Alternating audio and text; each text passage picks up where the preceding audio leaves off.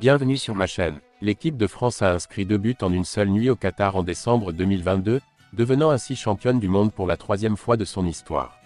Les Bleus de Kylian Mbappé ont remporté la finale face à l'Argentine de Lionel Messi 3-3, puis 4-2.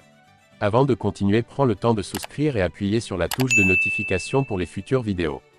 Emiliano Martinez a révélé comment Messi et ses coéquipiers avaient trompé le duo Lloris en 1958 et 1962.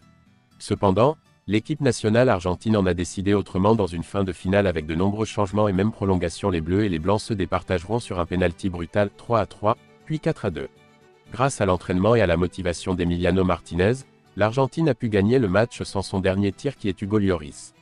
Kingsley Coman et Aurélien Tchouaméni étaient sans but, tandis que Lionel Messi, Paulo Dybala, Leandro Paredes et Gonzalo Montiel étaient sans faute. Dans une interview avec l'ancien gardien anglais Ben Foster, Emiliano Martinez a évoqué ses sentiments face à Hugo Lloris. « J'étais contre Hugo Lloris. À ce moment-là, je me suis dit que peut-être tu as plus d'expérience, peut-être que tu joues plus de matchs, mais je me suis dit que je suis meilleur que toi. » Lors du Focast, le gardien argentin d'Aston Villa a même donné des conseils à Lionel Messi pour devenir Hugo Lloris, ce qui a été très utile. Avant le match, j'ai parlé de Lloris à mes amis et je leur ai expliqué comment il se comportait. Je lui ai dit que si tu t'arrêtes avant de tirer le penalty, tu marqueras. C'est parce qu'il est allé trop loin contre Jamie Vardy pour affronter Jorginho j'étais né. J'ai dit à Messi, Léo, si tu t'arrêtes, il bougera et tu marqueras. Donc l'équipe de Kylian Mbappé n'a pas pu sauver le 3e champion du monde, ce qui est principalement dû au travail effectué par Martinez lors des tirs au but. Mais s'il n'obtient pas le prix, il aura l'occasion de se consoler avec une coupe qui est incontestable à ses yeux. En fait, les Mavericks étaient en finale de la NBA lorsqu'ils ont joué un match cohérent.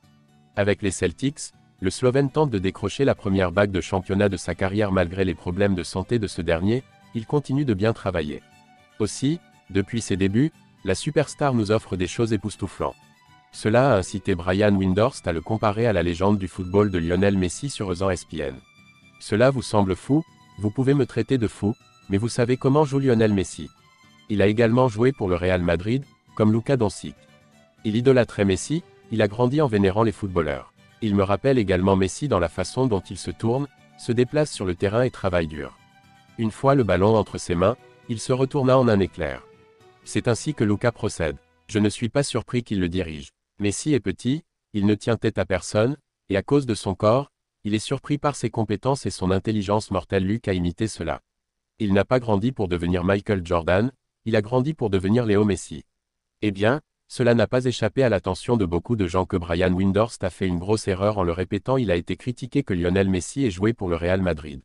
Cependant, on prouve souvent que ce n'est pas le cas, car l'Argentin porte le maillot de l'ennemi, le FC Barcelone. C'est parfait, supporter des Blancs House sera déçu d'écouter le commentateur. Cela dit, la comparaison peut être raisonnable dans la mesure où le système favorise davantage le jeu de Luka Doncic que celui de la Pulga. C'est aussi bien que Maverick soit un grand fan de football. Même s'il est peu probable qu'il devienne un supporter du champion du monde, il tentera de l'imiter en remportant la dernière.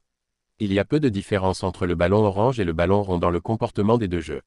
Cependant, malgré la confusion de ses anciens coéquipiers Lionel Messi, Brian Windhorst a comparé Luka Doncic au 8 fois vainqueur du Ballon d'Or.